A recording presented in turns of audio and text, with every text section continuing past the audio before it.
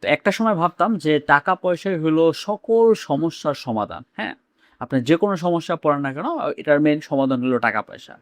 দেন freelancing যখন আমি জার্নিটা শুরু করি তখন আমি বোঝা শুরু করলাম যে না ভাই, টাকা পয়সা সকল সমস্যার সমাধান না, ডলার সমাধান। কারণ আমার ডলারে আমি আর্ন করতাম, সো দ্যাটস ওয়াই সেখানে ভালো লেভেলের সমাধান করতে পারতাম। আমার লাইফের যত সমস্যা ছিল সেই প্রতিটার সমাধান আমি ডলার দিয়ে করতে পারছি। এবং তারপরে এট এ টাইম গিয়ে তখন বুঝলাম যে না ভাই, টাকা পয়সা না, ডলারও না, আপনার লাইফের সকল সমস্যার সমাধান আপনি নিজে, টাকা পয়সা না। এবং এটা আমি নিজে রিয়েলাইজ করছি, নিজে এক্সপেরিয়েন্স করছি এবং সেই এক্সপেরিয়েন্স থেকে বলতেছি। আর এখন আপনি বলবেন যে ভাই, টাকা পয়সা দিয়ে তো সব সমস্যার সমাধান হয়ে যায়, তাহলে এখন কেন ভাবতেছেন? ইয়েস, ইটস ট্রু যে আপনার যদি লাইফে যে কোনো একটা সমস্যা পড়েন সেটার সমাধান একমাত্র টাকাই অথবা ডলার। কারণ আপনি যদি ডলার ইনকাম করেন তাহলে ডলার হবে, আপনি যদি টাকা ইনকাম করেন তাহলে টাকায় হবে।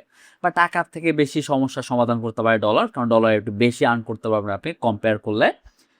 বাট আপনার যে মানসিক শান্তি, আপনার যে ম্যানেজমেন্ট, আপনার লাইফটাকে ম্যানেজ যে করবেন আপনি, আপনি আপনার হেলথের কেয়ার বলেন বা লাইফ ম্যানেজমেন্ট, আপনার ফ্যামিলি ম্যানেজমেন্ট, আপনার নিজের সেলফ স্যাটিসফ্যাকশন, এইটা যদি আপনি পরিপূর্ণভাবে পাইতে চান তাহলে আপনার নিজেকেই সব কিছু করতে হবে। এটা আপনি টাকা দিয়ে কখনোই পারবেন না। আপনি টাকা দিয়ে হয়তো বা যে কোনো একটা টুল কিনতে পারবেন বা যে কোনো একটা সার্ভিস নিতে পারবেন যেটার জন্য আপনার লাইফ ইজি হবে। বাট ওই যে মানসিক ব্যাপার-স্যাপার, ফ্যামিলির ব্যাপার-স্যাপার, মানুষের ফ্রিডমের ব্যাপার-স্যাপার, এই প্রতিটা জিনিসেই আপনার নিজেকে লাগবে।